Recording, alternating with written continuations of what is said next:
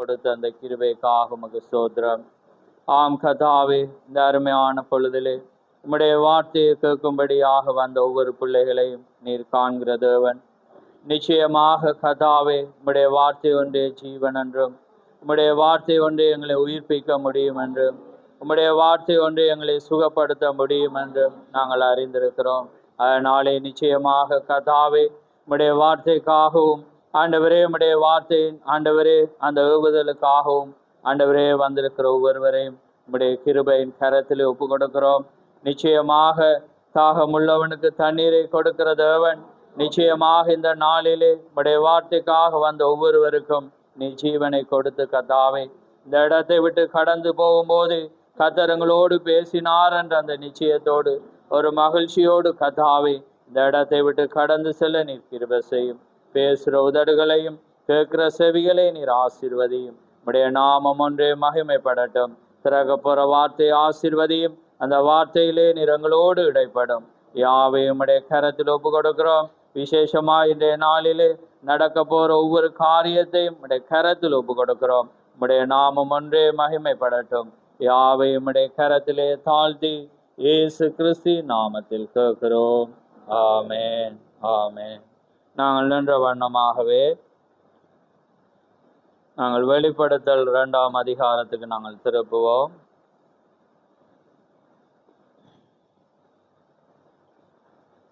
அதிலே 18ஆம் வசனமும் 19 2 வசனங்களை நாங்கள் வாசிப்போம். வெளிப்படுத்தல் 2ஆம் அதிகாரம் 18, 19 நான் வாசிக்கிறேன்.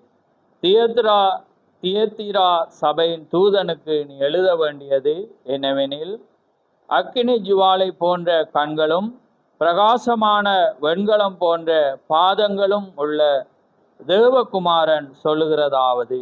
ஆமென். உன் கிரியைகளையும் உன் அன்பையும் உன் ஊழியத்தையும் உன் விசுவாசத்தையும் உன் பொறுமையையும் நீ முன்பு செய்த கிரியையிலும் பின்பு செய்த கிரியைகள் அதிகமாயிருக்கிறதையும் அறிந்திருக்கிறேன். ஆமென்.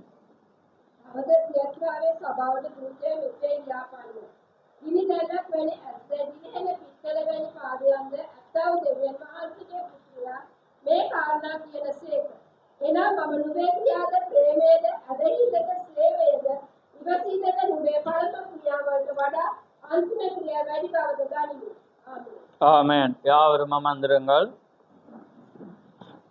அந்த ஆண்கள் முன்னுக்கு வந்து இருந்தீங்கன்னா அந்த அவங்களுக்கு பின்னால இருக்கிறவங்களுக்கு பின்னால இருப்பாங்க. ஆண்கள் முன்னுக்கு வந்துட்டு பிரதராக்கு முன்னுக்கு வாங்க.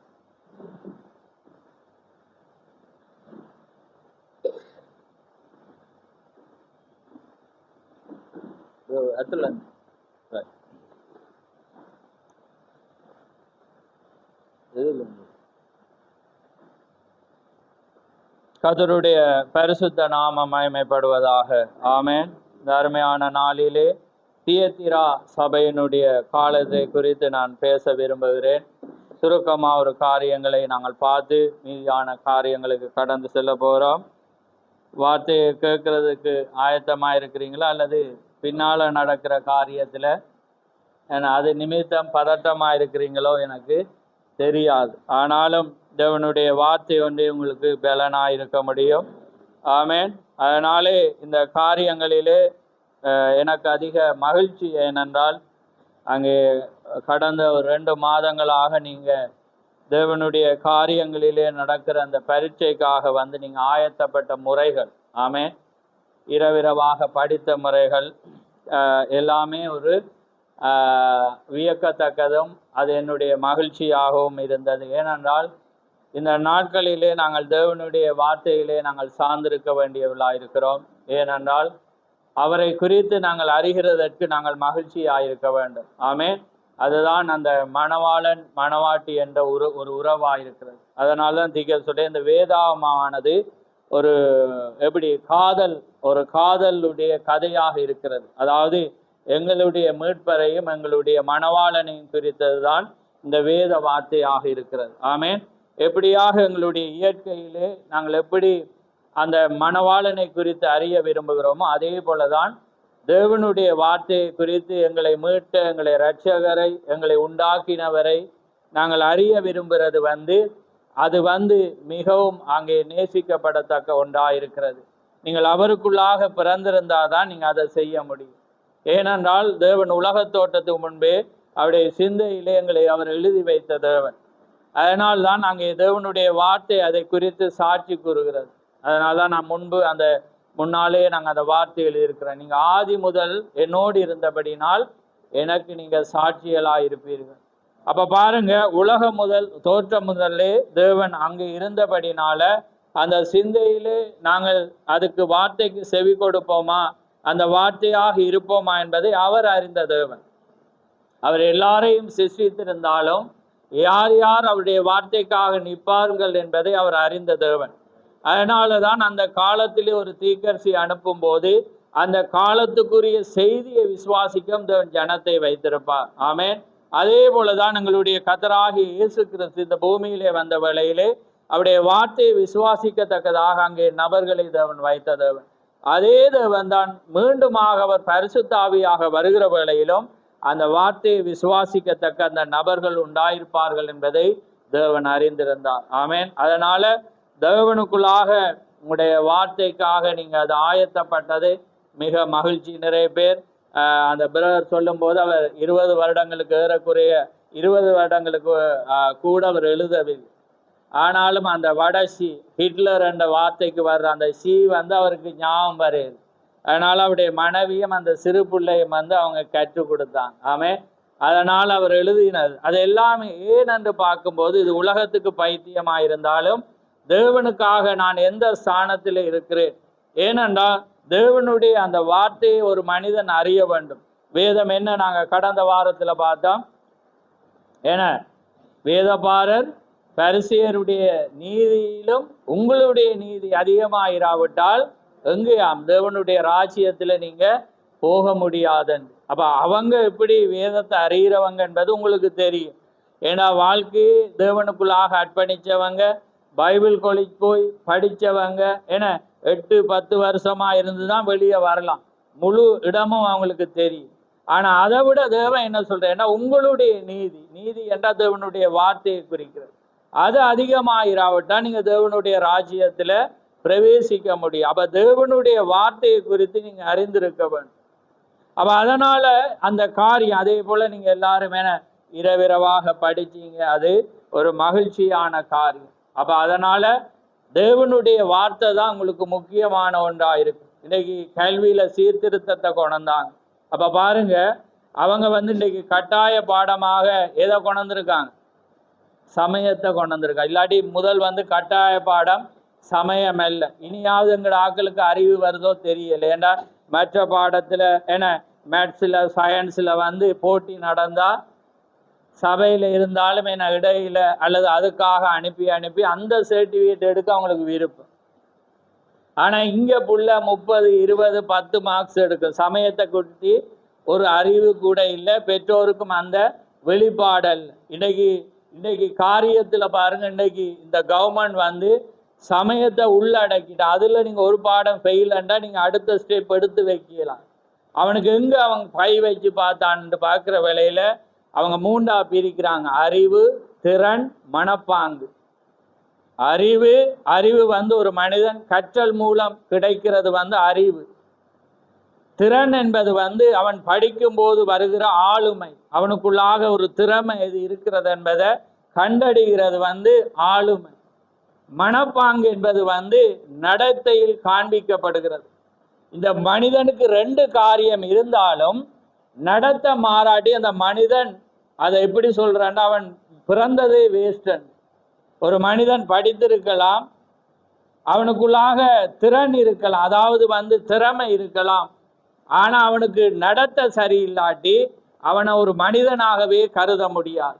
அப்ப இன்னைக்கு சமுதாயத்துல இலங்கையில டீசன்ட் டிசிப்ளின் ஒரு மனிதனை மதிக்க தெரியாததை பார்க்கும்போது ஒரு நாடை சீர்திருத்தணுமெண்டா சமயம் அவசியம் என்பதை அவங்க கண்டுபிடிச்சிருக்காங்க. இப்படியான காரியம் பாரு, புரியுது? அவங்களோட மண்டைக்கு ஏறுதா?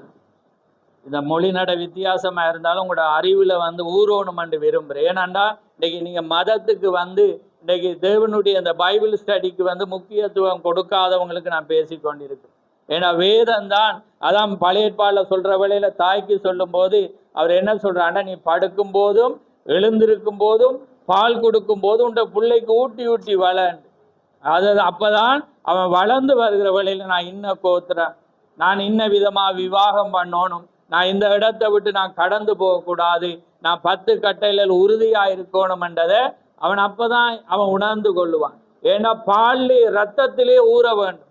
அதனாலதான் இஸ்ரவேல்ற பெண்களுக்கு அவங்க கன்சீவாய், அதாவது கரு வந்து உண்டாயினாலே எல்லாமே க்ளோஸ், டிவி இல்லை, எதுவுமே பார்க்கல, சட்டம். அதனால அவங்க அண்டைக்கு பார்க்குற காரியம் அறிவு சம்பந்தமான புத்தகம் தான்.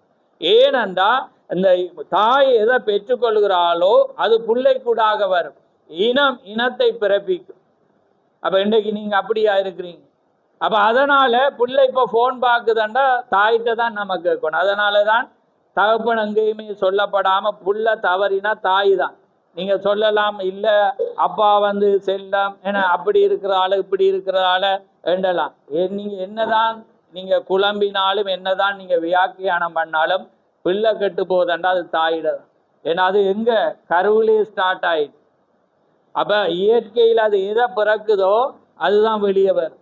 அதனால தான் ஒரு ஆணோ பெண்ணோ, ஏன்னா அந்த விந்து போகுது, அங்கே வித்து உள்ள போகுது, அங்கே சுபாவமானது தாயின் இடத்துல இருந்து வருகிறது. அப்போ அந்த வளர்ப்பு முறை, அதனால தான் சபையில் வந்து நாங்கள் எல்லா கண்டிப்பையும் போடுற காரியம்டா இது தாய்க்கு சமன். சபை தாய் வந்து நீ லேட்டாக வந்தாலும் இடம் கொடுக்குதண்டா அது வளர்ப்பு புள்ள விளங்குதா? இங்கே ஒழுங்கு உடுப்பு தவறா வரக்குள்ள உள்ள எடுக்குதண்டா வளர்ப்பு புள்ள. புரியுதா உங்களுக்கு? வெளியே விளங்காத சபைகளுக்கு நீங்கள் எடுத்துரைங்க. ஏன்னா மணவாட்டியை வந்து உருவாக்கலான்னு சொல்லுவாங்க. ஆனால் வேதம் இங்கே இந்த சபை காலத்திலும் பார்க்கலாம். ஆனால் வளர்ப்பு சரியில்லாட்டி ஒன்றுமே இல்லை. ஏன்னா எல்லாமே கிரியையில தான் வரணும். விசுவாசம் இருந்தாலும் கிரியையில் அது வெளிப்படும். அப்போ பாருங்க, உலக அறிவு பெற்ற ஒரு மனிதன் மதத்தை உள்ள கொண்டு வரும். நீ கண்டிப்பா ஞாயிறுல வந்து நீ சேர்ச்சிக்கு போய் தான் ஆகும். வேதத்தை அதுதான் உண்ட நடக்கைய மாறு. பாருங்க, இன்னைக்கு வடக்குல வந்து ஒரு மினிஸ்டர், அதாவது எம்பியை பார்த்தீங்கன்னா அவன் படிச்சிருக்கான், பயங்கர முட்டாள், எப்படி பேசுறான்ன்றதை பார்க்கலாம். அவனுக்கு அறிவு இருக்கு, திறமை இருக்கு, 3 மொழியையும் பேசினாலும் அந்த முட்டாள் பேசுகிற வார்த்தையை பார்த்தீங்கன்னா நடத்த சரியில்லை. புரியுதா உங்களுக்கு? அதே போல தான் இன்றைக்கி கிறிஸ்டியனில் நீங்கள் உங்களுக்கு திறமை இருக்கலாம், உங்களுக்கு என்ன இருக்கலாம், அறிவு இருக்கலாம். ஆனால் இந்த இடத்துல வந்து மற்ற மனிதனை மதிக்க தெரியாட்டி நீங்கள் உங்களோட எல்லாமே 0 தான். புரியுதா உங்களுக்கு? எல்லாமே 0 தான். மறுபடி பிறந்தவன் மாறி இருப்பான். அவனுக்குள்ள அன்பு இருக்கும், நடக்க மாறி இருக்கும், அவனோட உடுப்பு முறை மாறி இருக்கும், அவனோட பேச்சு மாறி இருக்கும். அப்போ அதுக்கு எது முக்கியம்? சமயம்தான். புரியுதா? நடத்த இது மட்டும்தான் ஒருவனை மாத்தேரும். பாருங்க, அவன் அறிகிறான், அவன் அறிஞ்சு சொல்றான், நீங்க சபைக்கு போங்க, பன்சாலைக்கு போங்க, நீங்க ஒவ்வொரு மார்க்கங்களை பின்பற்றுங்க. ஏனண்டா இலங்கையில் ஒரு மனிதனை மாற்றேலுமாண்டா மதத்தால தான் மாத்தேரும். அதுக்காக அவங்களுக்கு ஒரு சல்யூட் அடிக்கிறேன் நாமே. அதனால அவங்க உள்ள 6வது பாடத்துல உள்ள கொண்டாந்துட்டான், உனக்கு இது இல்லாட்டி ஒன்றுமே இல்லை.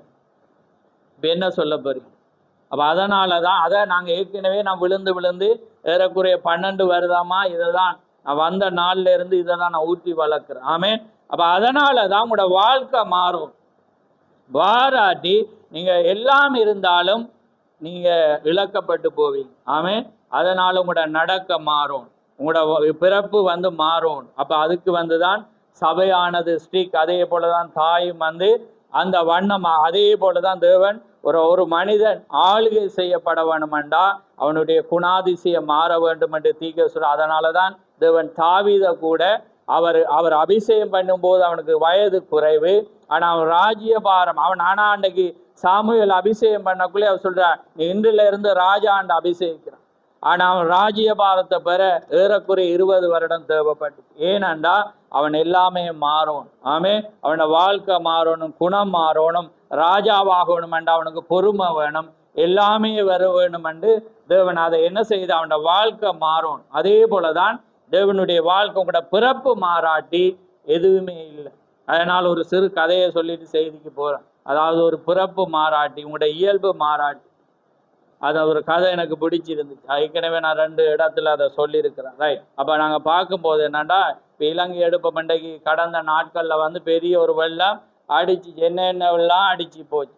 அந்த அடிச்சு போகிற வேளையில் இது ஒரு கதையில் ஒரு தேள் வந்து என்ன செய்யப்படுதாண்டா, வெள்ளம் அடித்தபடினால அதை அடித்து கொண்டு போய் கட்பாறையில் மோதி எல்லாமே மோதி அது அறகுற உயிரோட வந்து தப்பி இருக்கிற வேளையில் பக்கத்தில் பார்க்குது தவளையை பார்க்குற வேளையில் தவளைகிட்ட ஒரு உதவி கேட்குது.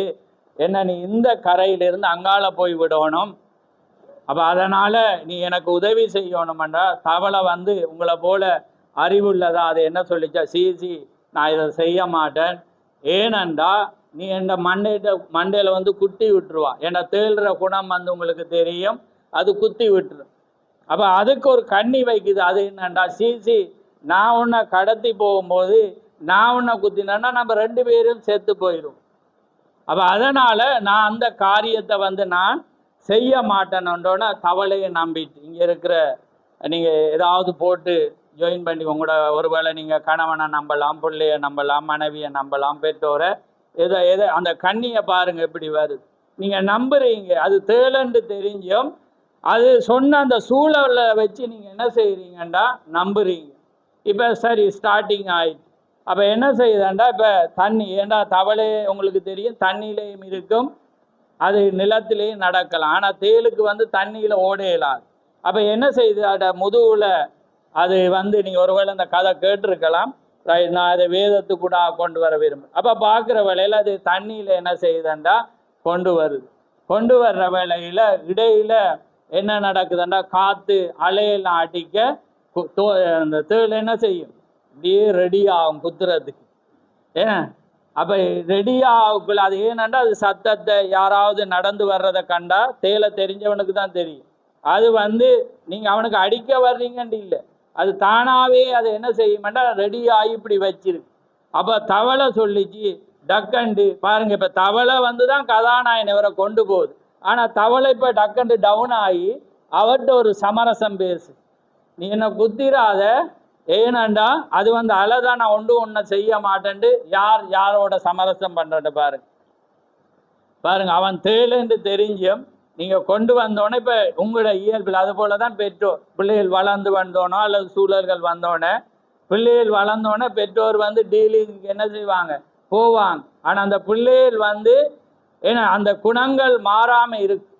அப்போ என்ன செய்தண்டா, இப்போ கடந்து போகிற வேளையில் இப்போ கொஞ்ச தூரம் தான் வந்துட்டு அப்போ என்ன செஞ்சிட்டேன்டா, தேள் இப்படியே ரெடி ஆகி கூட ஆட்டம் பெற ஒரே மண்டையில் ஒரு குத்து. அப்போ குத்தினோன்னு வந்து இப்போ தவளைக்கு வந்து என்ன செய்கிறேன்னு தெரியும். இப்போ தவளை வந்து என்ன செய்தாண்டா, இப்படியே தாண்டு போக்கில் தவளை கேட்டுச்சு, நீ ஏன் இதை செய்தான். அப்போ அது சொல்லிச்சு, இந்த குணம் அதுதான், என் இயல்பே அதுதான், அதனால் நான் இந்த இயல்பை காட்டிட்டேன்னு. புரியுதா அவங்களுக்கு? அப்போ அதே போல தான் வந்து நீங்கள் அடிப்படையில் நீங்கள் மாறாட்டி, அதான் மறுரூப மாதல் என்றால் மாற்றப்பட்ட ஒன்று. பரிசுத்தாவி வர்ற வேளையில் தான் உங்களை மாற்று. பேதுருக்கு கோபம் இருந்துச்சு, அவன் ஒரு சண்டியன், அவன் அடியாள வச்சிருந்தான். ஆனால் தேவனுடைய ஆவி வர்ற வேளையில் அவன் என்ன செய்தான், மாறி இயேசு கிறிஸ்துவை போல நான் மறிக்க முடியாதுன்னு தலைகூழாக என்ன செய்தான், தன்னை தாழ்த்தினான். அப்படியாக ஒரு மனிதனுக்குள்ளாக ஒரு வாழ்க்கை மாறணுமெண்டா தேவன் உள்ள வரும். இல்லாட்டி நீங்கள் நம்புவீங்க, தேலை போல இன்றைக்கு நிறைய காரியங்கள் இருக்குது, நீங்கள் சந்தர்ப்பம் சூழலில் அவங்கள நம்பி நீங்களே குத்த வாங்குறீங்க. ஏன்னா அது தேல் மாறாட்டி அதை நம்ப வேணாம். புரியுதா உங்களுக்கு? அதே போல தான் இன்றைக்கு வாழ்க்கையில் வந்து நாங்கள் நிறைய இடத்துல வந்து நாங்கள் வந்து தோல்விக்கு காரணம் என்றா தேலோட பயணம் பண்ணுகிறது. அதனால தான் நீங்கள் மறுரூபம் அடைஞ்ச ஒரு மனிதனோட நடந்தால் பயப்பட தேவையில்லை. ஆமென். அப்போ அதுதான் தேவனுடைய காரியம். அதனால் இன்னைக்கு நான் செய்திக்கு போக போகிறேன். நான் சுருக்கமாக நான் சொல்ல வரேன். ரைட். இப்போ நாங்கள் எங்களோட செய்தியினுடைய தலையங்கம் வந்து தியத்தீரா என்றால் என்ன அர்த்தம்? அதிகாரம் செலுத்தும் ஸ்ரீ. இப்போ 4வது சபை காலம் நாங்கள் முன்னுக்கு பார்த்த 53 170 அந்த காலம் ஸ்டார்ட் ஆகுது. 170 312 2வது சபை என்ன சபை? சிமிர்னா. பெருகமு அப்போ 312 600. அது யாரு? மார்ட்டின். 4வது சபையின் தூதன் யாரு? கொலம்பா. ஆமேன். கொலம்பா இந்த சபையானது 606 இருந்து 1520 ஏறக்குறைய 900 வருஷ காலமாக இந்த சபை அந்த காலத்தை ஆளுகுது. அந்த சபை யாருன்றதை நாங்கள் வேதத்திலிருந்து நாங்கள் பார்க்க போறோம். ஆமேன். ஏன் அந்த 1000 வருஷம் ஒரு சபை இந்த உலகத்தை ஆட்சி செய்தது, மீண்டும் ஆட்சிக்கு வரப்போகிறது. அதுக்கு முன்னால நாங்கள் யார் ஆட்சி செய்தது என்பதை நாங்கள் பார்க்க போறோம். அப்போ உங்களுக்கு தெரியும், இந்த சபையினுடைய காரியத்தில் அதிகாரம் செலுத்தும் ஸ்திரீ. அப்போ ஸ்திரீ எப்பயுமே யாருக்கு அடையாளம்? சபைக்கு அடையாளம். அப்போ ஒரு ஸ்திரீ சபையை ஆளுகிற போறாள். அதனால தான் வேதம் என்ன சொல்லுது? புருஷன் மீது அதிகாரம் செலுத்தவும் சபையில போதிக்கவும் அவளுக்கு நான் அதிகாரம் கொடேன். இன்னைக்கு நிறைய சபை பார்த்தீங்கன்னா பெண் பிரசங்கி, வேதத்துக்கு அது முரணானது. ஆனா வேதம் என்ன சொல்லுதண்டா, எப்படியாக ஒரு மனிதன் மீது அல்லது ஒரு சபை மீது ஒரு பெண் அதிகாரம் செலுத்த முடியாது. ஆமேன். இப்ப நாங்க செய்திக்கு நான் கடந்து போறோம். இதுல இருக்கிற வார்த்தைகளை நாங்க பார்க்க போறோம். பாருங்க, அவர் என்ன சொல்றாருண்டா, இப்ப தியத்திரா சபையின் தூதனுக்கு நீ எழுத வேண்டியது என்னவெனில், அக்கினி ஜுவாலை போன்ற கண்களும் பிரகாசமான வெண்கலம் போன்ற பாதங்களும் உள்ள தேவகுமாரன் சொல்லுகிறதாவது. யார் சொல்லுகிறது? தேவகுமாரன். அப்ப தேவகுமாரன் இயேசு கிறிஸ்து எப்படி அழைக்கப்பட்டார்? தேவகுமாரன் என்று அழைக்கப்பட்டார், மனுஷகுமாரன் என்று அழைக்கப்பட்டார், தாவீதின் குமாரன் என. மூன்றும் அவருடைய ஸ்தானம். 3 கடவுள் அல்ல, 3 நபர் அல்ல, ஒரே தேவன், 3 கேரக்டர். அதான் அடிக்கடி சொல்லுகிறது போல, நான் இளமையாயிருக்கக்குள்ள தாய்க்கு மகனாயிருந்தேன். ஆனால் திருமணமாகிற வேளையில ஒரு பெண்ணுக்கு நான் கணவனானேன். நான் விவாகமாகி ஒரு குழந்தை பெறுகிற வேளையில பிள்ளைக்கு நான் தகப்பனானேன். இப்படி வர்ற வேளையில ஒரு மனிதன் என்ன செய்யறான்? காலத்துக்கு அவன் மாறி மாறி போறான். அதான் தேவன் பிதாவா இருந்து குமாரனா மீண்டும் என்ன செய்து பரிசுத்த ஆவியாக அவரை கேரக்டர் தான் மாறுதொல்ல, அவர் மாறையில். ஏண்டா சிஸ்டியர் என்பது ஒருவராய் தான் இருக்கணும். அதனால்தான் அவர் 10 கட்டளை கொடுக்கும் போது, என்னையின்றி உனக்கு வேறு தேவர்கள் உண்டாயிருக்கவன், நானே கர்த்தர், நான் மாறாதவர். ஆமேன். நான் இருக்கிறவராகவே இருக்கிறேன். ஆமேன். இதுதான் அவருடைய வார்த்தை. யோவா இருக்கிற வேளையிலும் அதான் சொன்னேன். இங்க யோவான் 6:4 வர்ற வேளையில் அவர் என்ன சொல்றேன்? நான் ஆதி முதலாகவே நான் இருக்கிறேன். ஆபிரகாம் உண்டாகிறதுக்கு முன்பே நான் இருக்கிறேன். வெளிப்படுத்த சொல்கிற வேளையில் என்ன சொல்கிறது? நான் இருந்தவரும் இருக்கிறவரும் வருகிறவரும் ஆகிய கர்த்தர். அப்ப கர்த்தர் என்று அவங்களுக்கு தெரியும், அவர் ஒருவர் தான். நான் கர்த்தர், நான் மாறாதவர். யோவான் பார்த்துட்டு எப்படி கூப்பிடுறான்? இயேசுவே வாரும். எப்படி வெளிப்படுத்தல கூப்பிடுறான்? அவன் என்ன சொல்றான்? இயேசுவே வாரும். அப்ப பாருங்க, அல்பாவும் ஒமேகாவும் ஆதியும் அந்தமும் இருக்கிறவர் ஒருவர் தான். அப்ப சபை காலத்துல இப்படியே கடத்தப்பட்டு 4வது சபையில ஸ்டார்ட்டோட யார் கவுத்து விடுறாங்க? ஒரு பெரிய சபை. தாங்க தான் தாய் சபை, நாங்க தான் எல்லாமே என்று சொல்ற சபை என்ன சொல்லுதண்டா, டக்கண்டு என்ன செய்யுது? வேதத்தை ஒழிக்கிறான். அவங்க என்ன செய்யறாங்க? நாங்க தான் அதிகாரி என்று சொல்லி எல்லாரையும் கட்டுப்படுத்தி வேதாமத்தை ஒழித்தோன ஜனங்களுக்கு வேதம் தெரியாது. அப்ப அதனால என்ன நடக்குதுண்டா, இங்க இயேசு கிறிஸ்து ஒரே தேவன் என்ற கொள்கையில இருந்து என்ன நடக்குதுண்டா, பிதா குமாரன் பரிசுத்த ஆவி என்று 3 தேவர்கள் வாராங்க. ஒரு கடவுள் தான், ஆனா அவங்க 3 எப்படி அந்த மற்ற மார்க்கங்கள் ஒரே உடம்புல 10 தலை மாறி அல்லது 3 தலை மாறி அவங்களுக்கு கற்பனைக்கு ஏற்ற மாதிரி வரைகிற மாதிரி இவங்களும் என்ன செய்யறாங்க? அதை கொண்டு வராங்க. ஏன் கொண்டு வராங்கண்டா, தீத்து மன்னன் என்ன செய்யறான்? எருசலேம் தேவாலயத்தை எரிக்கிற வேளையில இவங்க என்ன செய்தாங்க? வாங்கி கட்டி கொண்டாங்க. இவனுடைய இரத்த பலி எங்கள் மீது சுமரட்டணும் என்றோன தேவன் மன்னிப்பை கொடுத்து, ஆனா மன்னிப்பாக ஏற்றுக்கொள்ளாததினால என்ன செய்யறாங்க? துரத்தப்படுறாங்க. அவங்களோட பிள்ளைகள் கொல்லப்பட்டாங்க. வயிற்றிலிருந்து பிள்ளைகளை வெளியெடுத்து என்ன செய்தாங்க? வெளியே போட்டாங்க. சிங்கங்களை பசியோட வச்சிருந்து கிறிஸ்தவர்களுக்கு எதிராக விட்டாங்க. அது எல்லாமே பேரி பயங்கர துன்பங்களோட விட்டா போதுமென்று என்ன செய்யறாங்க? இங்க இருக்கிறவங்க எங்க போனாங்க? ரோமுக்கு போனாங்க. எங்க போறாங்க? ரோமுக்கு போறாங்க, இத்தாலி நாட்டுக்கு போறாங்க. ரோமுக்கு போற வேளையில அங்க பாக்குறாங்க எல்லாமே சிற்பதாரிகள். என்ன பாக்குறாங்க? அங்க விக்கிர ஆராதனைகளை படைச்சவங்க. அவங்க என்னத்தை வணங்குறவங்க? சூரிய கடவுளை, சன் ஆஃப் கோட். இவர் யாரு? Son of God. ஆனா எழுத்து தான் என்ன செய்யுது? மாறுது. அது SUN சன், இவர் SON சன். மகனா இருக்கிறது, இது சூரியனா இருக்கிறது. அப்ப பாருங்க, அவர் ஒரு சூரியனா இருக்கிறார். அவரை வர்ணிக்கிறாங்க சூரியன். ஆனா இவங்க யாரை வணங்குறாங்க? சூரியன். அப்ப அந்த நாட்கள்ல, டிசம்பர் நாட்கள்ல சூரியன் சற்று இறங்கி வர்றபடினால அவங்க அந்த நாளை சூரியனுக்கு வணங்குற நாள். இங்க இருந்து ஒரு குரு போச்சு. எப்பயுமே ஜால்ரா அடிக்கிறது இயல்பு. ஏன்னா இப்ப அர்ஜுனா பாத்தீங்கன்னா என்ன, சிங்கள மினிஸ்டரோட ஜால்ரா அடிப்பேர், அல்லது ஒரு நலனுக்காக என்ன செய்வாங்க? ஏதாவது ஒன்று செய்வாங்க. அது இயல்பு. மனிதனா ஒன்று அடைகிறதற்காக அவன் எதையுமே சாதிக்கக்கூடியவன் மனிதன். ஏன்னா அது அவனுடைய இயல்பு ஆயிருக்கு. அப்ப அதே போல என்ன செய்யறாங்க? இங்க போறபடினால அவங்க என்ன செய்யறாங்கண்டா, அங்கத்த காரியங்களை பார்க்குறாங்க.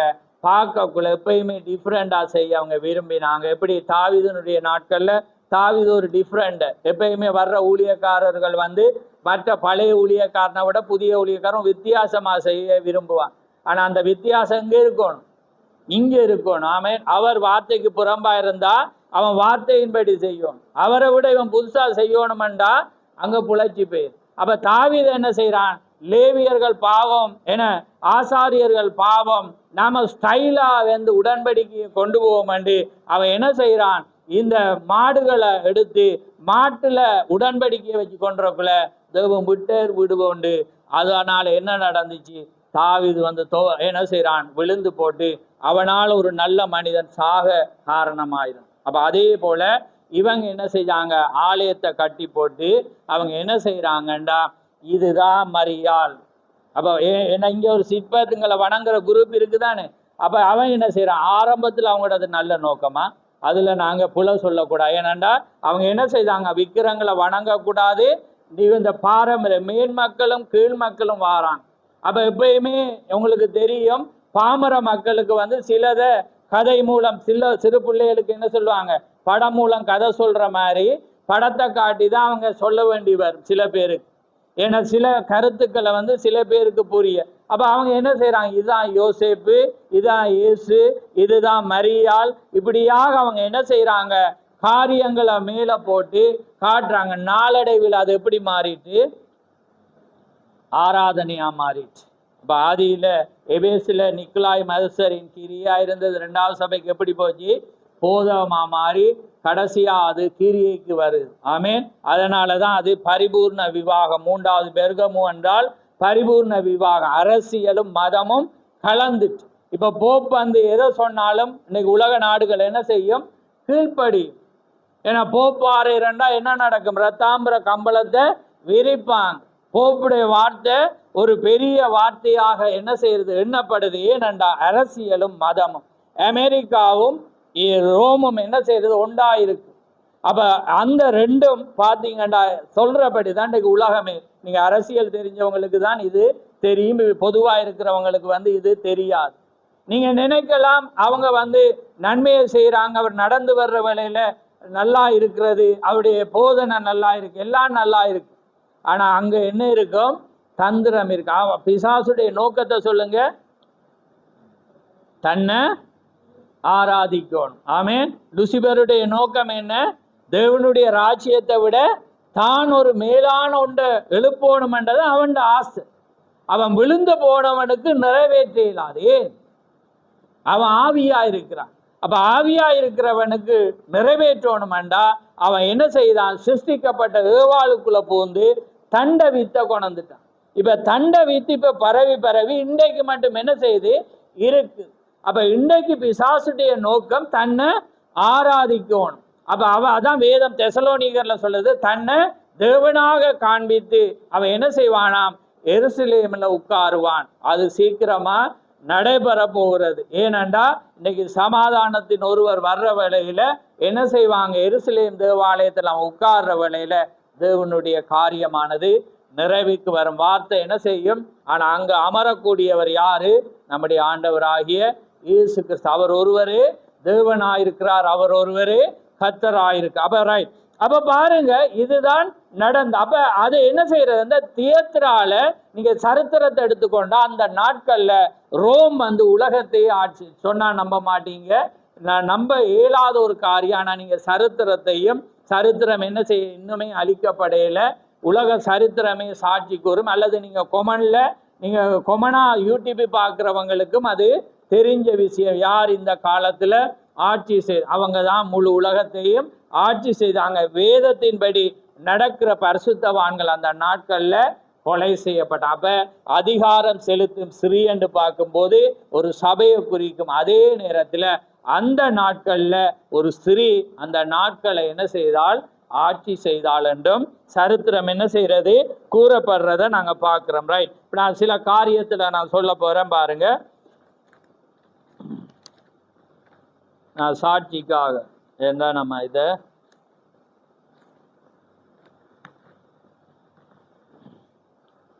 ரைட். அப்ப பாருங்க, தியேத்ராவிலே அப்பல்லோவின் வழிபாடு மக்களை இறுக பிடித்தது. அப்பல்லோவை வழிபடாத யாரும் வியாபார கூட்டுறவில் சேர தடை விதிக்க பண்ணப்பட்டனர். சமுதாய ஜீவியத்திலும் வியாபார துறையிலும் கலந்து கொள்ள முடியாது. அப்ப அவன் என்ன செய்யறான், அந்த நாட்கள்ல அந்த மதத்தை பின்பற்றாதவங்களை என்ன செய்தானாம், தடை செய்தான். அது மீண்டும் வருமா இல்லையா? மீண்டும் என விற்கவோ கொல்லவோ முடியாதபடி அந்த நம்பர் 666 அந்த கொள்கை என்ன செய்யற, மிருகத்தின் முத்திரை வரப்போக்கா நெத்தியில் அடிக்கிறது என்ற எண்ணம் அல்ல. அதை நீங்க இப்பே போப்பிட பின்னால பாத்தீங்கன்னா அது இன்னுமே அது இருக்குது. என்ன அவன் என்ன அதிகாரம் செலுத்த ஒரு மனிதனாக என்ன செய்யறான், பூமிக்கும் வானத்துக்கும் வந்து அதிகாரம் செலுத்துற ஒரு மனிதராக அவர் என்ன செய்யறார், இருக்கிறார் என்ற வார்த்தை ரோமுல வந்து எழுதப்பட்டிருக்கிறத நாங்க பார்க்கலாம். ரைட், அப்ப பாருங்க அந்த நேரத்தில் அவங்க அதை வழிபட்டாங்க. அதே போல வியாபாரம் செய்ய முடியாத ஒரு காரியத்தை அவன் வச்சிருந்தான். ஆனா தேவன் பார்க்கிற வேளையில தேவன் எப்பயுமே அவர் வந்து ஆளுகை செய்யப்பட வேண்டும் என்று அவர் விரும்புகிறவர். ஆனா வேதம் என்ன செய்யறது, ஒரு பெண் அந்த நாள்ல ஆளுகை செய்தார். அதனாலதான் வேதம் என்ன சொல்லுது, பிரசங்கி 7ஆம் அதிகாரத்தை எடுங்க.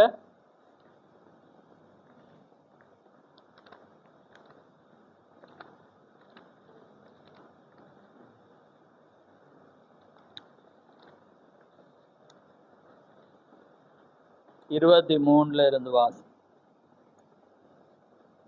இவை எல்லாவற்றையும் ஞானத்தினால் சோதித்து பார்த்தேன், நான் ஞானவானானேன். இல்ல 26 இருந்து வாசி. 26 இருந்து. கண்ணிகளும் வலைகளுமாகிய நெஞ்சமும் பயிர்களுமாகிய கைகளும் உடைய ஸ்திரீயானவள் சாவிலும் அதிக கசப்புள்ளவள் என்று கண்டேன். தேவனுக்கு முன்பாக சத்துணனாய் இருக்கிறவன் அவளுக்கு தப்புவான், பாவியோ அவளால் பிடிபடுவான். அப்படியே வாசி. காரியத்தை அறியும்படிக்கு ஒவ்வொன்றாய் விசாரணை பண்ணி இதோ இதை கண்டுபிடித்தேன் என்று பிரசங்கி சொல்லுகிறான். என் மனம் இன்னும் ஒன்றை தேடுகிறது, அதை நான் கண்டுபிடிக்கவில்லை. 1000 பேருக்குள்ளே ஒரு புருஷனை கண்டேன், இவர்கள் எல்லாருக்குள்ளும் ஒரு ஸ்திரீயை நான் காணவில்லை. ஆமென். அப்ப பாருங்க அவன் என்ன சொல்றான்டா, அவள் சாவிலும் கசப்புள்ளவள். அவன் என்ன செய்யறான், 1000 புருஷருக்குள்ள அவன் என்ன செய்யறான், அதை வாசிங்க திரும்ப. அவன் அந்த பாருங்க, என் மனம் இன்னும் ஒன்றை தேடுகிறது, அதை நான் கண்டுபிடிக்கவில்லை. 1000 பேருக்குள்ளே ஒரு புருஷனை கண்டேன், இவர்கள் எல்லாருக்குள்ளும் ஒரு ஸ்திரீயை நான் காணவில்லை. அப்ப பாருங்க அவன் என்ன சொல்றான், 1000 பேருக்குள்ள ஒரு புருஷனை காண்றான், ஆனா ஒரு ஸ்திரீய அவன் காணேன். ஏனென்றா பெண்ணானவள் வந்து அப்படியாக உண்டாக்கப்பட்ட ஒரு பாண்டம், அவள் பலவீனமான ஒரு பாண்டமா இருக்கிறபடினால் அங்கே தேவன் என்ன செய்யறா, அவள் அதிகாரம் செலுத்த முடியாதபடி அவர் என்ன செய்யற, தடை செய்யுது. ஆமென். ஏனென்றா அவர் ஆதியில அப்படி இல்லை. ஆதியில தேவன் ரெண்டையுமே சமனா வச்சு அவர் வைக்கிறார். ஆனா அதுக்கு பிற்பாடு என்ன நடக்குதுண்டா, என்ன நடக்குது, விழுந்து போன பிற்பாடு இவருக்கு எப்படி ஆக வேண்டாம், இவளை நீ ஆண்டு கொள்வாய் என்று ஒரு வார்த்தையை தேவன் வைக்கிறார். ஆனா அதுக்கு முன்பு அப்படி இல்லை. இவங்களால பேச முடியும், சொல்ல முடியும், சிருஷ்டிக்க முடியும். அங்கே ஆதாமுக்கு சமனாக தேவன் என்ன செய்து ஒன்றாக வைக்கிறார். ஆனா வீழ்கைக்கு பிற்பாடு நீ இவளை ஆண்டு கொள்ளும். அண்டையில இருந்து இன்றைக்கு மட்டும் தேவன் என்ன செய்யற, பெண்ணுக்கு அந்த ஸ்தானத்தை அவர் கொடுக்கு. அதுக்காக பெண் வரமாட்டாள்ன்றதுக்கு வேதத்துல எங்கேயுமே இல்லை. பெண்ணுக்கு விசேஷித்த காரியத்தை தேவன் கொடுத்திருந்த. நான் இப்ப என்னுடைய பாயிண்ட் என்னன்னா, அவங்க அதிகாரம் செலுத்தலாம், ராணியா வரையலாது, அவங்க என்ன செய்யலாம், சபையில அதிகாரம் செலுத்தலாது, அதே நேரத்துல குடும்பத்திலும் அவங்க என்ன செய்யலாது, பெண்ணானவள் என்ன செய்யலாது, அதிகாரம் செலுத்தலாது. ஆமென். தேவனுடைய வார்த்தை அந்த வண்ணமாக உரைக்கிறது. அதனால் அடுத்ததையும் வாசிச்சுட்டு நாங்க சீக்கிரம் 1 தீமோத்தேயு 2:12 மடங்கு.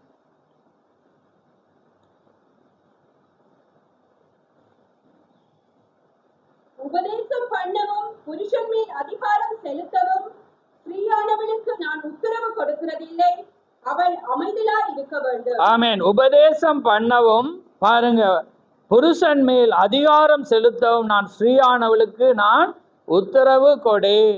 அப்ப புருஷன் மேல் அவ என்ன செய்யலாது, அதிகாரம் செலுத்த இயலாது. அவ என்ன செய்யணும்?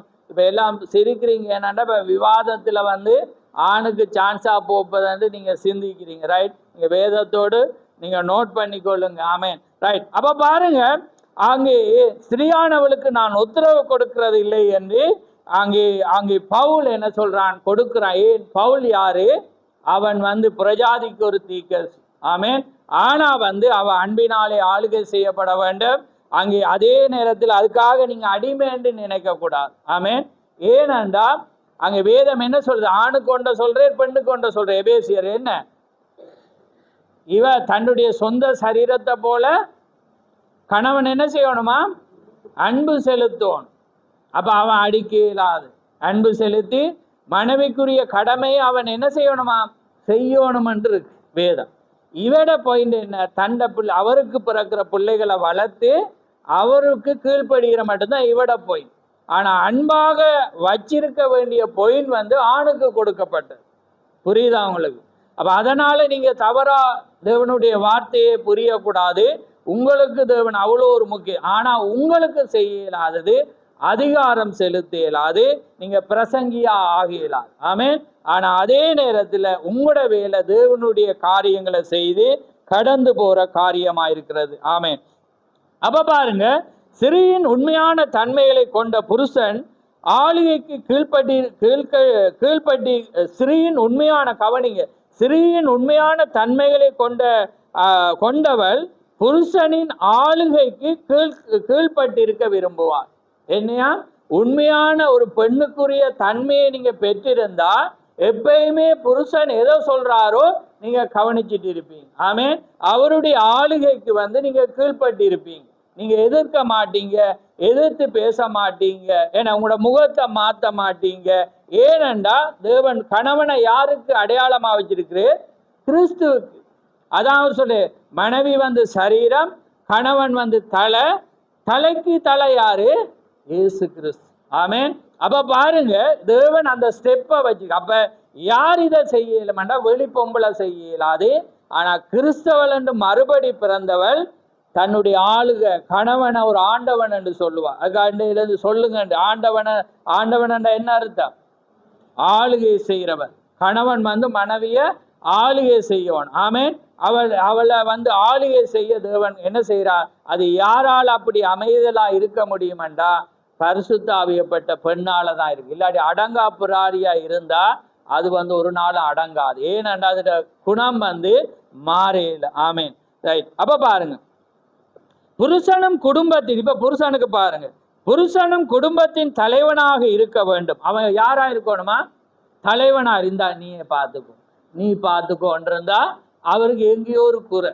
ஏன்னா எங்கேயோ ஒரு குறைன்னு வேதம் சொல்லுது. ஏன்னா இப்ப இங்க இருக்கேன அந்த மலேசியால சொல்லுவான் 9 அண்டு சிம்ரான் அண்டுவான், அதாவது 9 அண்டுவாங்க. அப்ப அந்த ஆம்பளை இல்லாம பொம்பளை இல்லாம அந்த இதன்று. அப்ப புருஷனும் குடும்பத்தின் தலைவனாய், ஸ்திரீயானவள் கர்த்தர் தனக்கு கொடுத்த தன்மைகளை முறித்தெறிந்தால் அவளில் ஏதோ ஒரு குறை உண்டு. அப்ப இந்த ஸ்தானத்தை, குடும்பத்தை சரியா நடத்தாம, பிள்ளைகளை பார்க்காம, ஏன்னா ஒவ்வொரு காரியங்களை செய்யாம அவ இருந்தாண்டா அவ தவறா இருக்கிறாள். ஆமென். தேவனுடைய பார்வையில் அவ இல்லை. அதே நேரம் ஸ்திரீயானவள் தன்மேல் ஆதிக்கம் செலுத்த சம்மதிக்கும் எந்த புருஷனும் தன்மையில் வித்தியாசம் உள்ளவனாயிருக்க. பொஞ்சாதி புருஷன் அடக்க எந்த கணவனும் என்ன செய்யக்கூடாது? விடக்கூடாது. நீங்க என்ன செய்யணும்? அவங்கள அடக்கி ஆள நீங்க விரும்பும். அடக்கி என்னக்குள்ள வேறு அர்த்தத்துல நான் சொல்லல, அவங்கள என்ன செய்யக்கூடாது, உங்களை அதிகாரம் செலுத்த விடக்கூடாது. அதுக்காக அவிசுவாசியான மனைவி அம்பிட்டுட்டா கஷ்டம்தான். அப்படி ஏன்னா நீங்க பிரிஞ்சு இருக்க வேண்டி வரும், ஏன்னா வேறு வீடு எடுக்க வேண்டி வரும். ஆனா அது கஷ்டம். அதனால நிறைய கிறிஸ்தவர்கள் ஆதாம போலவே இருப்பாங்க. ஏன்னா ஆதாம் என்ன செய்யறான், நேசிச்சதால. நான் ஆதாம அடிக்கடி நினைக்கிறது, ஏனாண்டா ஏன் விழுந்து போனான்டா, குடும்பமானவன எல்லா ஆம்பளைக்கும் தெரியும் ஏன் தொடர்ந்து அவன் விழுறான். ஆமே, அப்ப ஆதாமுடைய உணர்வு உங்களுக்கு தெரியும். அப்ப தேவன் விளக்கின காரியத்தை அவ எப்படி தந்திரமா கொண்டு அவனே அவ விழுத்தாட்டினும். ஆமே, அதே போலதான். ஆனா நீங்க என்ன செய்யணும்டா, எப்பயுமே குடும்ப பொறுப்பெடுத்து கடமையை செய்து உங்களோட கட்டுப்பாட்டுல நீங்க செய்ய வைக்கணும். சில அறிவு சில திறமையா செய்யறீங்க, அதை நான் சொல்ல வரையில. ஆனா எப்பயுமே ஒரு முடிவு எடுக்க நீங்க என்ன செய்யக்கூடாது, வைக்க. நீங்க அப்படி விடுறீங்கண்டா உங்களோட தன்மையில ஏதோ வித்தியாசம். ஆனா பரிசுத்தாவியப்பட்ட பெண் எப்பயுமே நல்ல முடிவு எடுப்பாண்டு ஏன்னா அங்கே கணவனுக்கு தெரியும். அப்ப அதை நான் சொல்ல வரையில. என்றாலும் நீங்க எப்பயுமே ஜாக்கிரதையாயிருந்து எந்த முடிவையும் நீங்க என்ன செய்யணும், கிறிஸ்துக்குள்ளால எடுக்கணும். எந்த புருஷனும் தன்மையிலும் வித்தியாசம். ஒரு ஸ்திரீ புருஷனின் ஆடைகளை உடுத்தவோ அல்லது மயிரை கத்தரிக்கவோ கூடாது. ஏன் மயிர் கத்தரிக்க கூடாதவ? ஏன் டக்குன்னு சொல்லுங்க. இல்ல, தலையா இருக்கு, ஆனா முடி என்னையா இருக்கா? வேதம் சொல்லுது மகிமை, தேவனுடைய மகிமை என்றபடினால. அந்த ஒரு வேர்டுக்காக தான் அவன் செய்யலாம். நீங்க விவரிக்க இதை சொல்லியிருப்பாரோ, ஏன்னா அப்ப செம்பட்டை அடிச்சா என்ன செய்யறது, ஏன்னா அப்படி எல்லாம் சிந்திச்சிங்கன்னா பிழைச்சிரும். வேதம் வேதம் கல்வி அறிவினால கற்றுக்கொள்ளலாம், விசுவாசத்தினாலதான் நீங்க என்ன செய்யலாம், நீங்க அதை அறியலாம். தேவன் தலைய முக்காடா கொடுத்து இந்த முடிய மகிமையா கொடுத்தபடி அவ கத்திரிக்கோள் வைக்கலாது. அவ வச்சா யாரை கனவீனப்படுத்துறான்னு வேதம் சொல்லுது, தண்ட தலைய கனவீனப்படுத்து. அப்ப கணவனையும் கலைப்பட்டு தலையாகிய கிறிஸ்துவே பாருங்க எப்படி. அப்ப கிறிஸ்துக்குள்ள வாழ்றது கஷ்டமா ஈஸியா? சில பேர் சொல்லுவாங்க கிறிஸ்டியன்வாங்க, ஏன்னா நான் ஈஸியா. ஆனா அவன் கிறிஸ்டியனே இருக்க மாட்டான். அவனோட என்ன நட, அவனோட வாழ்க்கையை. ஆனா கிறிஸ்டியன் என்ன அர்த்தம்? கிறிஸ்துவை போல. கிறிஸ்து எப்படி தேவனுடைய வார்த்தைக்கு, தேவனுடைய வார்த்தை என்னக்குள்ள தேவன் வேறு என்ற அர்த்தம் இல்லை. அவர் முதல் வார்த்தையை தான் எழுதி வச்சு, ஆமே, வார்த்தையினால அவர் எதை எழுதினேரோ, அவர் பூமியில மாமிசமா வந்தாலும் அதை நிறைவேற்றி காண்பித்தார். ஆமேன். அதை தான் தேவன் என்ன செய்தார், செய்தீர். அப்ப என்ன நடக்குதுண்டா, அவ உடுத்தியல ஆண்ட உடை அவ என்ன செய்யலாது, எக்காரணம் கொண்டும் அவ உடுத்தி வீதியில திரியலாது. அதே நேரத்துல அவ முடிய என்ன செய்யலாது, கைய வைக்கவே இயலாது. செம்பட்டை அடிச்சா கூட அது என்ன இப்படி மாத்தலாமன்ட்டு நீங்க ஜெபிங்க, தேவன் மாத்துவே. ஆனா நீங்க கத்திரிக்கோள் வைக்கலாம், நீங்க ஸ்ட்ரைட் பண்ணலாம். தேவன் எப்படி உண்டாக்கினாரோ அப்படிதான் நீங்க வாழும். நீங்க கருப்பா உண்டாக்கினா கருப்பா தான் இருக்க முயற்சிங்க. ஏன்னா நீங்க அதே நேரத்துல வெள்ளையா உண்டாக்கினா அப்படியே தான் இருக்கலாம். சிவப்பா இருந்தா அப்படியே தான் இருக்கணும். முடி வெள்ளையா அப்பப்ப இடையில வருதுண்டா, அது உங்களோட முதிரை குறிச்சு நீங்க தேவனுக்குள்ளால உங்களோட வயதை காண்பிச்சு, அது உங்களுக்கு ஒரு எப்படி சொல்ற, வயதானவர்களுக்கு ஒரு ரெஸ்பெக்ட் இருக்கேன், அந்த தன்மை குறி. ஆனா நாம மறைக்க கூடாது. புரியுதா உங்களுக்கு? அதே நேரம் உங்களுக்கு ஒரு 18-20 வயதுல வருது, அதுக்காக ஏதோ மாற்றி இன்டர்வியூல என்ன கிழவன் அனுப்பிடுவான்னு போறது, அது வேற. அதை நான் இங்க இருந்து சொல்ல மாட்டேன், அது உங்களுக்கும் தேவனுக்கு. ஆனா கிளவியாயின பிற்பாடும் மறைக்கிறீங்கண்டா, அது தவறு. ஆமே, அது நீங்க ஏதோ உங்களுக்குள்ள இருந்து பிசாசு என்ன செய்யறானண்டா, நீங்க இளமையா இருக்கணுமண்டு, உங்களை இன்னொரு ஆண் பார்க்கணுமண்டு நீங்க சொல்லுங்க. இல்ல நான் அப்படி எண்ணமே இல்லை. ஆனா உங்களுக்குள்ள இருந்து ஒருவன் நடத்துறான், அவன் தான் பிசாசா இருக்கிறான். ஆமே, அதனால தேவன் எப்படி வச்சாரோ அப்படி நடங்க. ஆமே, அது உங்களுக்கு சந்தோஷம். புரியுதா உங்களுக்கு? நான் சொல்றேன், ஏனண்டா தேவன் மாற்றினதை நாங்க மாற்றக்கூடாது. அந்தந்த பருவத்தில் அது வருதுண்டா நாங்க அப்படியே என்ன செய்யணும், நடக்க வேண்டியவர்களா இருக்கிறோம். ஆனா இன்றைக்கு பாத்தீங்கன்னா, இன்னைக்கு அந்த அறியாமலே இன்னைக்கு பிசாசு ஒரு அழகுன்றது. ஏன்டா நீங்க சிருஷ்டிப்பிலையும் பார்க்கலாம். சிருஷ்டிப்பில் பார்த்தீங்கன்னா மிருகங்கள்ல எது அழகு? ஆண் தான் அழகு. எந்த மிருகத்தை எடுத்தாலும் ஆணை தான் நீங்க அழகு. ஆனா பெண்ணுல மட்டும்தான் இந்த மனித இனத்துல மட்டும்தான் பெண் அழகா. ஏண்டா அவள் வஞ்சிக்கிறதுக்காகவே படைக்கப்பட்டவள். ஆமென். அதனால அவள் விழுந்து போகக்கூடியவள், விழுந்து போயிருவாள். அதனால தேவன் என்ன செய்யறா அங்க வச்சுக்க பாருங்க, இந்த சிருஷ்டிப்புல மட்டும்தான் இந்த வீழ்ச்சி அங்கு இருக்கிறது. அதனாலதான் என்ன நடந்தது, வீழ்ச்சி வர காரணமாயிருந்தது. ஆமென். அப்ப பாருங்க, அதனால இன்றைக்கு நீங்க அதை புரிஞ்சு கொள்ளுங்க. நீங்க எக்காரணம் கொண்டு நீங்க பரிசுத்த ஆவியை பெற்று வர்றீங்கண்டா, அது நன்மையோ தீமையோ தேவண்ட ஜெபத்துல வச்சு நீங்க தாழ்மையாயிருந்தீங்கன்னா, நீங்க சபையா இருக்கிறீங்க, நீங்க என்ன செய்யணும், உங்களை காணிக்கணும், உங்களோட பிள்ளைகள் உங்களை பார்ப்பாங்க. அதனால நீங்க எப்பயுமே நீங்க உங்களோட வாழ்க்கையை மாற்றிக்கொள்ளணும். ரைட். ஆனால் மற்றொரு புறம் அவள் சுத்தமாயும் அழகுள்ளவளாயும் தேவனுடைய ஆவியையும் ஆசீர்வாதத்தை பெற்றவளுமாய் இருக்கிறாள். ஆமென். அதே நேரத்தில் ஆவியில அழகு இருந்தா அவள் என்ன செய்வாள், தேவனுக்குள்ள சுத்தமுள்ளவளாயிருப்பாள். தேவனும் உங்களுக்கு தெரியும், அவரும் உயிர் தெழுந்தோன யாரை சந்திக்க வந்தேர், பெண்ணை தான் சந்திக்க வந்தேர். ஆமென். ஏனண்டா அவ்வளவு காரியத்துல எல்லாரும் ஓடி போனாங்க, ஆனா அவங்க மட்டும்தான் எப்பயுமே அழுது அழுது அழுது போனாங்க. ஏண்டா தேவன் அன்புக்கு அடிமையானவர். ஆமென். அவர் எப்பயுமே அன்பு இருக்கிற இடத்துல அவர் இருப்பார். ஆமென். அதனாலதான் பாருங்க, எங்க இருப்பாட்டியும் அவர் எப்பயுமே மாத்தாள் மரியாள் வீட்டுல அவர் எப்பயும் போய் சாப்பிட்டு அவர் இருந்தார். ஏனண்டா அங்க அன்பு இருந்தது, அவங்க மரியாதை இருந்தது. அந்த வார்த்தையை அவங்க எப்பயுமே பாதத்தில் அமர்ந்து கேட்டு கொண்டிருந்தாங்க. அப்ப அவர் வார்த்தையா இருந்தபடி அவரை நேசிக்கிற இடத்துக்கு அவர் எப்பயுமே கடந்து போய் கொண்டிருந்தார். ரைட். அப்ப பாருங்க, ஒரு புறம் வேசித்தனத்தை மதுவை குடிக்கிற, அதே நேரம் வேதத்துல ரெண்டே சொல்லி வருது. ஒன்று வேசியின் மதுவை குடிக்கிற வேசி என்று வர்ணிக்கப்படுது, அதே நேரம் அழகுள்ளவள் தேவனுடைய பார்வையில் விசேஷித்தவள் என்று சொல்லப்படுது. ஒரு கட்டத்துல அவள் புதிய எருசலேம் என்று அழைக்கப்படுறாள். மறுபுறம் அசுத்தமான தன்மையின் காரணமாக அவளுக்கு அக்கினி கடல் வைக்கப்படுகிறது என்றும் அவள் என்ன செய்கிறாளாம், சொல்லப்படுகிறாள் என்று வேதம் சொல்கிறது. அதனால ஏன் அவள் விழுந்து போனாள் என்று இப்ப உங்களுக்கு தெரியும். அதனாலதான் உங்களோட ஸ்தானத்தை தேவன் கொஞ்சம் குறைச்சி விட்டார். ஆனா தேவனுடைய பார்வையில் உங்களை அவர் செய்யல. அவள் யார் பரிசுத்தாவியை பெற்று தேவனுக்குள்ளால பிறப்பார்கள் என்பதை தேவன் ஆதி முதலே அவர் அறிந்த தேவனாயிருக்கிறார். அதனால நேரம் செல்லுது, நம்ம அடுத்த ஸ்பீடா போவோம். எப்பயுமே அடுத்த காரியத்துக்கு நாங்கள் இப்ப தேவனுடைய வாழ்த்துதலுக்கு போவோம். எப்பயுமே தேவன் உடனே புலையை மட்டும் சொல்ல, மனுஷனை போல நன்மையை மறந்து எப்பயுமே புலையை மட்டும் சொல்றது அது மனிதனுடைய தன்மை. ஆனா தேவனுடைய தன்மை எப்பயுமே பாராட்டிட்டு புலையை சொல்லி கொடுக்கிறது. ஆமென். அதுதான் தேவனுடைய தன்மை. அதனால நாங்க எப்பயுமே நாங்களும் நன்மையை சொல்ல பழகணும். ஆமென். பிள்ளைகளை மெதுவா சந்தர்ப்பத்தை பார்த்து நாங்க என்ன செய்யணும், சொல்ல பழகி கொள்ள வேண்டிய ஜனம். அதனால அவர் என்ன செய்யறேன்டா, வாழ்த்து தெரிவிக்கிறேன்.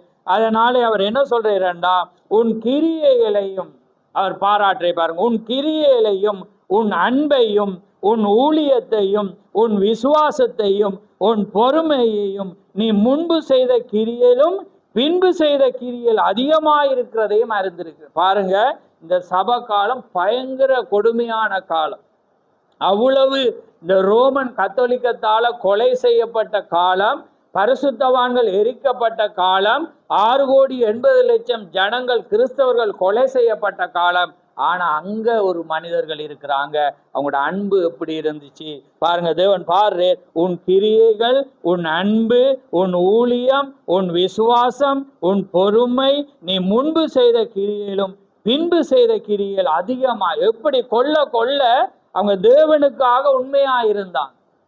அப்ப அதுதான் தேவனுடைய. அதே போலதான் உபத்திரம் வர வர நீங்க என்ன செய்யுமா, நீங்க பலப்பட வேணும். அதான் வேதம் என்ன சொல்லுது, அந்த காரியத்தில் அவங்க பலப்பட்டா. உன் கிரியையில அறிந்திருக்கிறேன், என் முகவரியை தான் மறுபடியும் இங்கு காண்க, என்னுடைய கிரியையை குறித்தாவது என்னை விசுவாசியுங்கள் என்று தேவகுமாரன் தாமே சொன்னார். இந்த உலகத்தில் அவர் வாழ்ந்த போது கவனிங்க, அவருடைய சொந்த கிரியையிலும் அவர் முக்கியம் கொடுத்தார். ஏன்னா தேவன் எப்பயுமே சொந்த கிரியை, உங்களுடைய வாழ்க்கையில செய்யற நல்ல காரியத்தை எப்பயுமே அவர் கனப்படுத்துற தேவன். அதுக்கு வாசிக்க விரும்பின எபேசியர் 2ஆம் அதிகாரம் திரும்புங்க.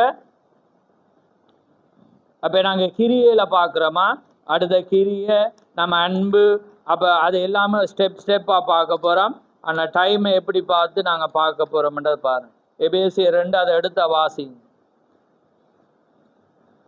நாங்கள் அடிக்கடி வாசிக்கிறதா. உலக தோட்டத்துக்கு முன்பே சிருஷ்டிக்கப்பட்டு தேவனுடைய செய்யாயிருக்கிறவர். ரைட், அதை வாசி.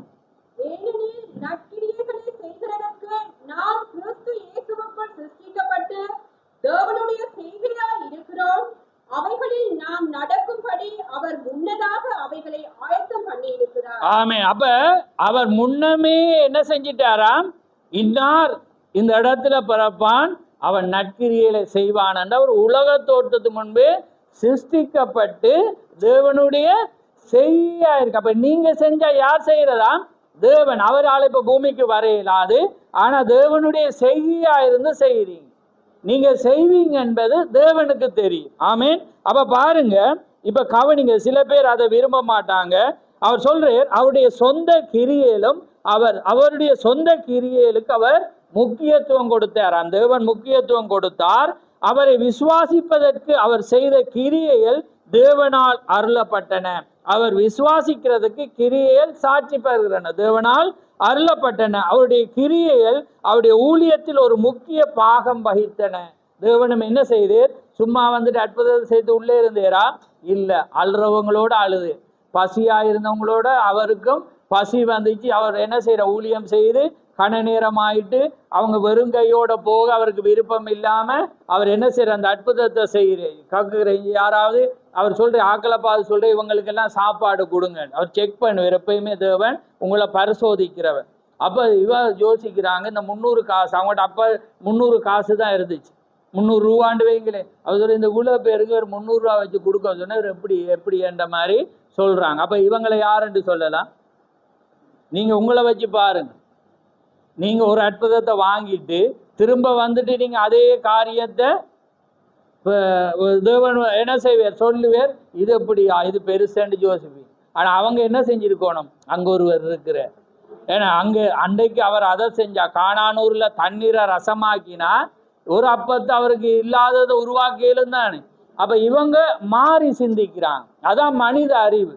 அப்ப அதுக்கு பிறகு அவருக்கு இங்க யாராவது ஒன்றும் கொண்டுறையிலாண்ட அதை எப்படி கொடுக்குறேன்னுக்குள்ள அவசரம் இங்க கொண்டு வாங்க. அவன் எங்க கொண்டு வருவீங்களோ அங்க கொண்டு வந்தாதான் ஆசீர்வாதம். அப்ப அங்க கொண்டு வர்ற வேலையில அவர் ஆசீர்வதித்து கொடுக்குற வேலையில அவங்க எல்லாரும் என்ன செய்தாங்க? புசிச்சா. அப்ப என்னத்தை இங்க நான் சொல்ல வரேன்? நற்கிரி எங்களுக்குள்ள மற்றவனை குறிச்சதானே. அவன் எப்படி சாப்பிட்டானோ அவனுக்கு சாப்பாடு கொடுக்கணும். ஏன்னா அவன் எப்படி இந்த டைம்ல இருப்பான், ஏன்னா வியாதியா இருந்தா நாங்க அவனை பார்க்கணும். இது எல்லாமே நற்கிரியைகள். அப்பதான் நீங்க அவனுக்கு போய் ஏன்னா ஒரு வைத்தியசாலையில உதவி செய்வீங்க. ஏன்னா 3 நேரம் ஒரு ஆள் போய் பார்க்க, நான் இன்றைக்கு இதை போய் பார்க்கிறேன். இதெல்லாம் நற்கிரியைகள். அது தேவன் உங்களுக்குள்ள வைக்காட்டி உங்களால செய்யல. ஆனா நீங்க செஞ்சா தேவன் வைப்பேன். விளங்குதா உங்களுக்கு? விசுவாசம் கிரியையில வெளிப்படும். அப்ப நீங்க கிரியை விசுவாசிக்கிறீங்கன்னா கிரியை தேவன் என்ன செய்வீர்? கொண்டு வருவீர். ஏன்டா அவர் யார்? விசுவாசத்தை துவக்கிறவர். அவர் உங்களுக்குள்ள கிரியை வரக்குள்ள அவர் என்ன செய்வீர்? துவக்கிறவராயிருக்கிறார். ஆமேன்.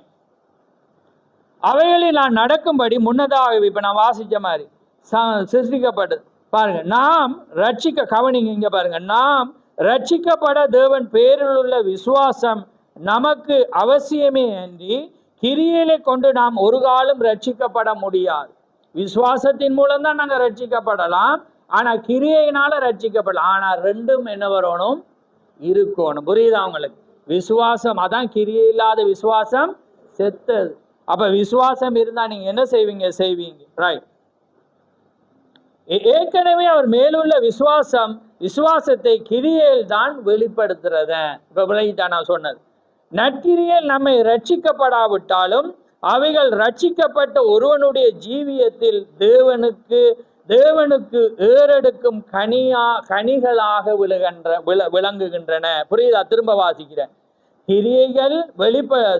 நற்கிரியையில் நம்மை ரட்சிக்கப்படாவிட்டாலும், நற்கிரியை எங்களை ரட்சிக்காம விட்டாலும், பாருங்க, ரட்சிக்காவிட்டாலும் அவைகள் ரட்சிக்கப்பட்ட நற்கிரிகள் இயலாட்டியும் ரட்சிக்கப்பட்ட ஒருவனுடைய ஜீவியத்தில் தேவனுக்கு ஏறெடுக்கும் கனிகளாக அது என்ன செய்யறதாம்? விளங்கும்.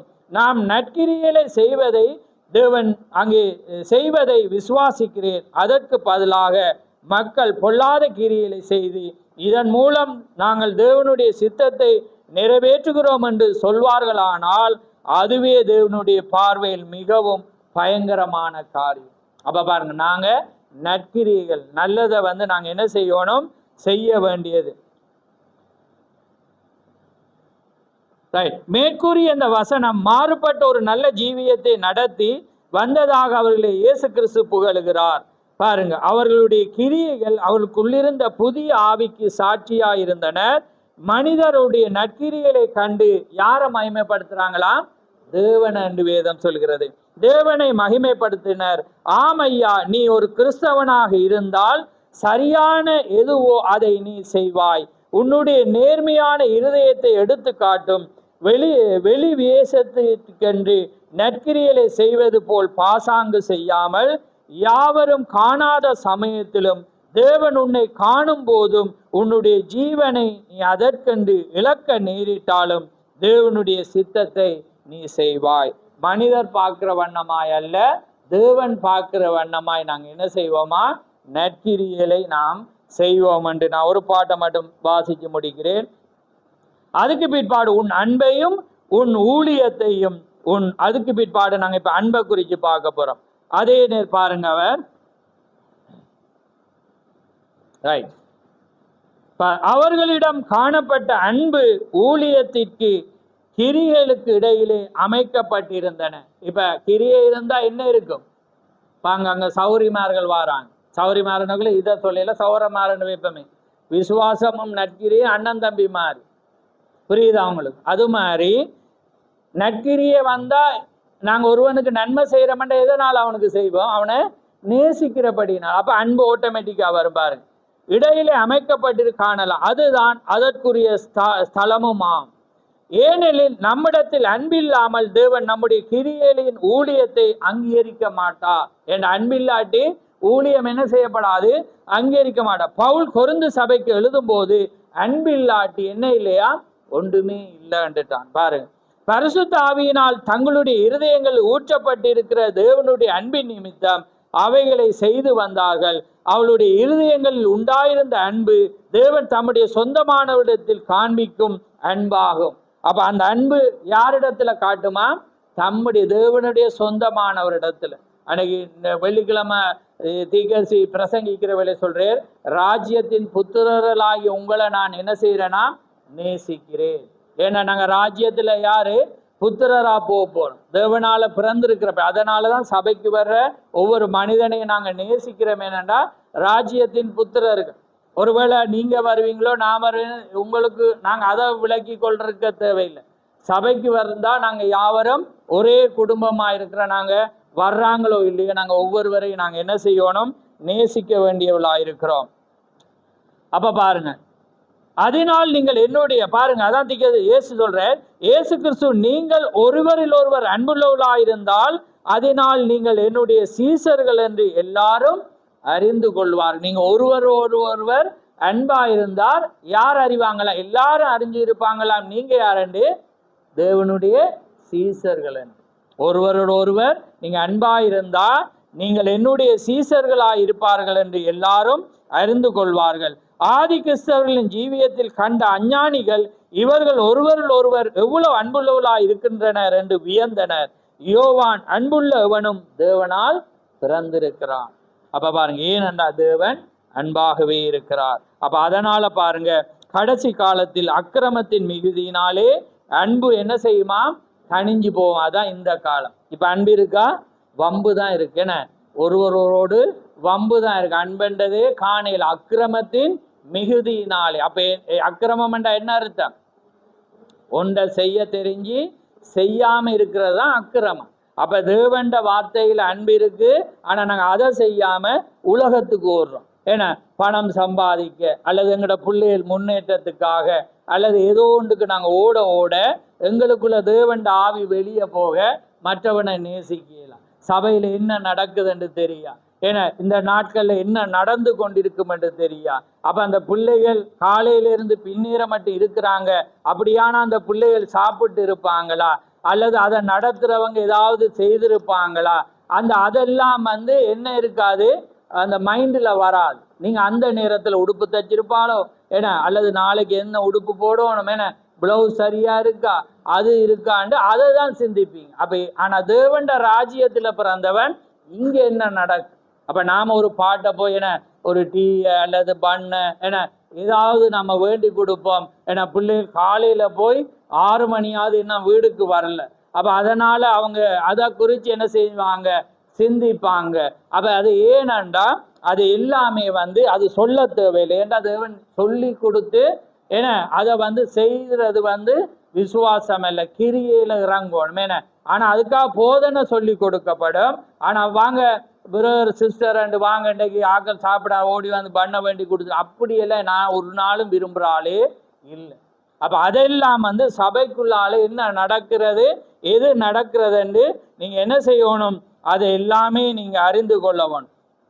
லவோதிக்கா சபையின் காலமாகிய கடைசி காலத்தில் சுய அன்பும் உலக பொருட்கள் மேலுள்ள அன்பும் நாம் தேவன் பேரில் வைத்திருக்க அன்பை புறமாக்கிவிடும். அப்ப தேவனுடைய அன்பை எந்த அன்பு புறமாக்கிருமா, உலக அன்பு. அப்ப அந்த உலக அன்பு என்ன செய்யுமா, புறம்பாக்கி. அப்ப அதனால நாங்க என்ன செய்வோம், எங்கட உறவு இதுதான் என்று நாங்க இந்த உறவை தேடாம இந்த விசிட்டிங் நாள்ல என்ன செய்வோம், எங்களோட மூதாதையர்களை மற்ற உறவினர்களை சந்திப்போம். ஆனா இங்க சபையில பாத்தீங்கன்னா ஒருவன் வீடு எப்படி இருக்கு, அவனோட வீட்டை போனோமா, அவனோட கழிச்சோமா, ஒன்றுமே தெரியும். அப்ப பாருங்க, அது எங்கட கிரியையில் நாங்க யார் என்பதை என்ன செய்யும், காண்பிக்கும். அப்ப நாங்க என்ன செய்யணும், மற்றவனை நாங்க விசாரி. ஏன்னா எங்கட உறவு இந்த தேவஜானம், அதான் நாங்க ராஜ்யத்தில் பிறந்த பிள்ளைகள் என்பதை அது என்ன செய்யும், காண்பிக்கும். அதனால நீங்க இப்ப இல்லைன்றதுக்காக இப்ப இல்லைன்னு நான் சொல்ல வரையில, சீசர்களும் அப்படிதான் இருந்தாங்க. ஆனா போதனை என்ன செஞ்சிச்சு, அவங்கள மாத்திச்சு. பரிசுத்த ஆவி வந்தோன்னா மாறினாங்க. அதான் ஆரம்ப கதை எங்கட. ஏன்னா அதனால எங்களோட வாழ்க்கையில பரிசுத்த ஆவி வளர வளர நீங்க மாறணும். ஆமே, இல்லாட்டி உங்களோட குணங்கள் மாறாது. தேளை போல எப்பயாவது ஒருவனுக்கு மண்டையில குத்தி விட்டுருவீங்க. அட இவனாண்டு யோசிச்சிருவீங்க, இவன் நல்லா இருந்தாண்டு நினைச்சேனே, நல்லா எல்லாமே செஞ்சு கொண்டானே, சபையில தூணன்று நினைச்சு கொண்டேனே, இப்ப என்ன தூளாக்கிட்டானே என்று என்ன செய்வீங்க, நினைப்பீங்க. ஏனண்டா அப்ப அந்த சந்தர்ப்பம் தான் உங்களை யார் என்பதை என்ன செய்யும், காண்பிக்கும். அதனால கர்த்தர் உங்களை ஆசீர்வதிப்பாராக. நான் சீக்கிரமா முடிச்சுட்டேன். ஏனண்டா நிறைய காரியம், இந்த செய்தி எப்படி 4-5 பார்த்த தாண்டும் என்று நான் விசுவாசிக்கிறேன். இப்ப நாங்க பார்த்த காரியம் என்ன, உண்ட கிரியையிலையும் அடுத்தது அன்பையும் பார்த்துருக்கோம். அதுக்கு பிற்பாடு ஊழியத்தை பார்க்க போறோம். இப்படியாக ஒவ்வொரு வார்த்தையா பார்க்கிற வேளையில அந்த காரியம் பாருங்க, எப்படிப்பட்ட ஒரு காலத்திலும் தேவனுடைய ஜனங்களுக்குள்ளே எப்படிப்பட்ட காரியம். அதனாலதான் தேவன் அவங்களை கனம் பண்ணுகிறார், ஆசீர்வதிக்கிறார். அதனாலதான் போராட்டங்கள் வரலாம், பிரச்சனைகள் வரலாம். பவுல் சொல்றது போல, தேவனுடைய அன்பை விட்டு பிரிப்பவன் யார். ஆமேன். என்ன நடந்தாலும் தேவன்கிட்ட வாங்க, தேவன் எல்லாமே பார்த்து கொள்வார். ஆமேன். அதனால இந்த காலம் அப்படிப்பட்ட காலம். அதனால நாங்கள் யாவரும் தலைகளை தாழ்த்துவோம். நன்றி ஆண்டவரே, நன்றி கதாவே, மகு சோதரம் ஆண்டவரே, சர்வலவரே மகு சோதரம் சோதரம் ஆண்டவரே, பரிசுத்தரே மகு சோதரம் சோதரம். மகா பேசமுள்ள பிதாவே, இந்த மகிமையான இந்த நேரத்துக்காக உமக்கு ஸ்தோத்திரம். ஆம் கதாவே, இம்மடி நேரமாக நீர் பேசின ஒவ்வொரு வார்த்தைகளுக்காக உமக்கு ஸ்தோத்திரம். ஆம் கதாவே, இந்த நாளிலே நீர் அந்த சபையை புகழ்ந்து கதாவே, எப்படியான ஒரு பொல்லாத சபையின் காலத்திலே அவர்கள் வாழ்ந்தாலும் அவருடைய வாழ்க்கை மாறாமல் உண்மையை சார்ந்திருந்தது. அதே போல கதாவே, இந்த உலகமானது ஆண்டவரே உலகத்தினாலே நடந்தாலும் இந்த காலத்திலும் உமக்காக ஒரு மணவாட்டி உண்டு என்பதை நீர் அறிந்த தேவனாயிருக்கிறீர். அதனாலே உண்மையான மணவாட்டி உமக்காக அவள் வாழ்வாள் என்று நாங்கள் அறிந்திருக்கிறோம். அதனாலே கதாவே, இந்த அருமையான பொழுதிலே வந்த ஒவ்வொரு ஜனங்களை ஆசீர்வதியும். எந்த ஜனமும் கெட்டு போவது உமக்கு சித்தம் அல்ல. அப்படியானால் ஒவ்வொருவரும் ரட்சிக்கப்பட வேண்டும் என்று நீர் விரும்புகிற தேவன். அதனாலே கதாவே, உம்முடைய வருகை குறித்து நீர் தாமதியாமல் ஒருவரும் கெட்டு போகக்கூடாது என்றதுக்காகவே நீர் வருகையை தாமதிக்கிறீர் என்று பேதுரு அங்கே பிரசங்கிக்கிறதை நாங்கள் பார்க்கிறோம்.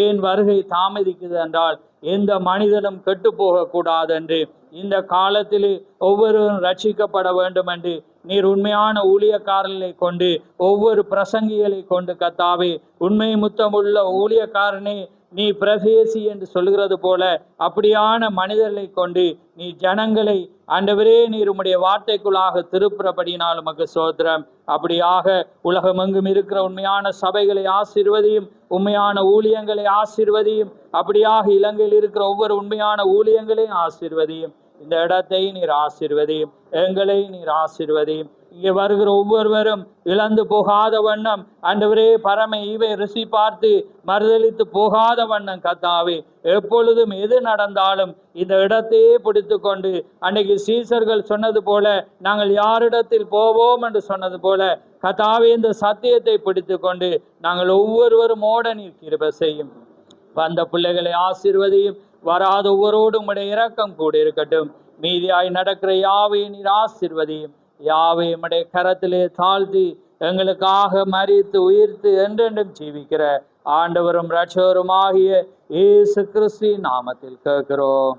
ஆமென், ஆமென். என் ஆத்துமாவே கர்த்தரை ஸ்தோத்திரி, என் முழு உள்ளமே அவருடைய பஸ்நாமத்தை ஸ்தோத்திரி. என் ஆத்துமாவே கர்த்தரை ஸ்தோத்திரி, அவர் செய்த சகல உபகாரங்களையும் மறவாதே. ஆமென், ஆமென். கர்த்தர் தாமே உங்கள் ஒவ்வொருவரையும் ஆசீர்வதிப்பாராக. யாவரும்